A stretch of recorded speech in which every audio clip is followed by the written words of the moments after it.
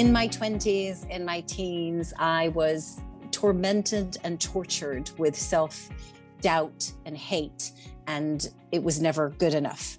I had a lot of thoughts about my body. I had a lot of insecurities about my body. I've talked about it so many times, that kind of one sentence my cousin said at the age of 10 that just stayed with me forever. Oh, she'll struggle with her weight like her mom did, like stayed with me for life. The fact that my mom was on a constant diet throughout her life, and I saw that. I saw her battle with her weight, the diets, and the frustration. So it was almost like a prophecy that was going to happen, because everything had led up to that moment, including every single diet I did throughout my teens, my period not stopping at some point, then coming back. And I think overall, when I look back now, I can recognize one thing for sure, and that is that it never really had to do with my weight, because I had periods in my life where I was so thin,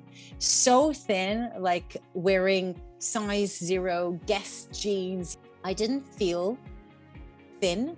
I didn't feel like I had achieved the size that I so fixated on for so long. So I didn't see it at the time, but I can see it now, that it had nothing to do with what I look like. So I feel one thing to say to you, to say to yourself, or that I say to myself, is the reminder. I remind myself that I now recognize that about my past. So maybe in 20 years, I'll look back on my 40s and I'll recognize the same thing about my 40s.